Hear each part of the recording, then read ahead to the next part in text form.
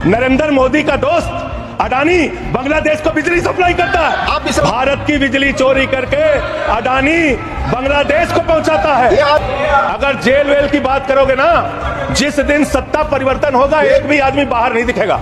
ऐसी बातें मत करो। आपस में बात नहीं। गाय काटने वाली कंपनी से चंदा लेने वाले लोग मेरे ऊपर सवाल उठा रहे हैं, सोच रहे हैं इनसे डर के चुपचाप बैठ जाएंगे। एक बात याद रखना, ये देश बाबा साहब के संविधान से चलेगा, किसी मोदी और अमित शाह के फरमान से नहीं चलेगा। याद रखना इसको। प्रभु श्री राम है, आपने उनके लिए गाना बना दिया। जो राम को लाए हैं हम उनको लाएंगे। बताइए आप, यहाँ पर बैठा हुआ कोई व्यक्ति क्या इस हैसियत में है कि वो राम को ला सकता है? नहीं, भगवान श्री राम हम सबको लेके आए हैं। भगवान इंसान को लेके आता है, कोई इंसान भगवान को नहीं ला सकता। कि तुम्हारी पोल पट्टी खोलने लग जाए तो क्या हो, तुम्हारी पोल पट्टी खोलने लग जाए तो क्या हो, अगर मंदिर की मूर्त बोलने लग जाए तो क्या हो, बताओ ब्रह्म बेला में जहां तुम पाप धोते हो वही सरयू का पानी खौलने लग जाए तो क्या। अयोध्या हारे आप, जहां जहां से प्रभु श्री राम गुजरे थे वो सारी सीटें आप लोग हार गए। 1925 की संस्थाएं 100 साल हो गए, 100 साल पुरानी संस्थाएं, वहां से निकले आप। 100 साल हो गया लेकिन दिमाग अभी भी बच्चों का, अभी बच्चों की तरह खेल रहे हैं। भ्रष्टाचारी को नहीं छोड़ूंगा, ये मोदी की गारंटी है। सारे भ्रष्टाचारियों को बीजेपी में शामिल करूंगा, ये प्रधानमंत्री की गारंटी, ये गारंटी है आपकी।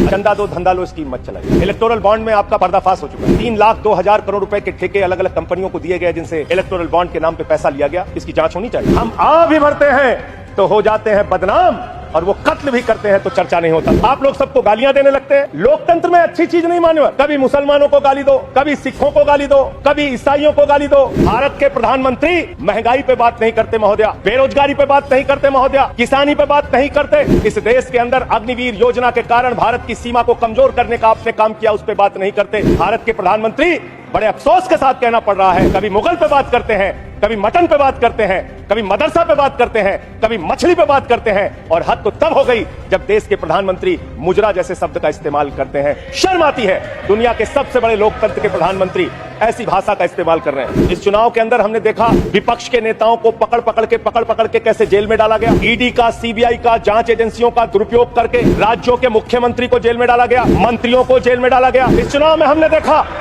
हमारे दिल्ली के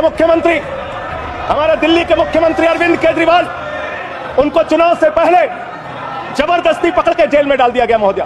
और मुद्दा क्या बनाया? तथाकथित शराब घोटाला। आज मैं आपके सामने इस सदन में बताना चाहता हूं महोदया, शराब घोटाला किसने किया? शराब घोटाला शरद रेड्डी से 60 करोड़ रुपए की रिश्वत लेने वाले भारतीय जनता पार्टी के लोगों ने किया है। आप लोगों ने इलेक्टोरल बॉन्ड के जरिए चंदा लेने का काम, रिश्वत खाने का काम, भ्रष्टाचार करने का काम किया है। शराब घोटाला तुमने किया है। शराब घोटाले की बात करते हैं महोदया। दिल्ली के मुख्यमंत्री को ईडी कोर्ट ने जमानत दी महोदया। ईडी कोर्ट ने कहा अरविंद केजरीवाल के दोस्त है महोदया, ये रिश्वतखोर लोग हैं, ये रिश्वतखोर है, ये बेईमान है, ये भ्रष्टाचारी है महोदया, ये भ्रष्टाचारी है। भ्रष्टाचारियों को बोलने की हैसियत नहीं होनी चाहिए महोदया, ये भ्रष्टाचारी है, ये बेईमान है, इन्होंने शराब घोटाला किया है, 60 करोड़ की रिश्वत खाई है।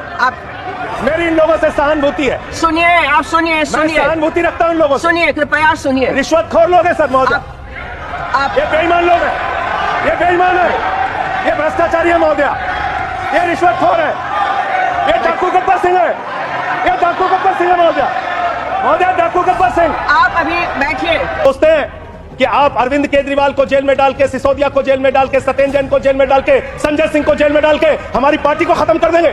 ये होने वाला नहीं है, ये कतई होने वाला नहीं है। याद रखना, इस शरीर के 100 टुकड़े भी कर देंगे आप तो आपके सामने झुकने वाले नहीं है। आपसे लड़ेंगे और जीतेंगे। आप डालिए, उत्पीड़न कीजिए जितना करना चाहते हैं आप कीजिए उत्पीड़न।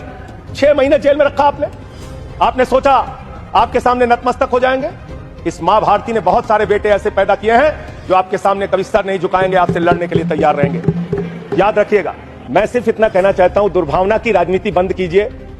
अगर आपको भारत के लोकतंत्र को मजबूत बनाना है, भारत के संविधान को मजबूत बनाना है, तो सत्ता पक्ष का भी महत्व है, प्रतिपक्ष का भी महत्व है। प्रतिपक्ष को खत्म करके, विपक्ष को खत्म करके, नेताओं को जेल में डालकर आपको कोई लाभ होने वाला नहीं है।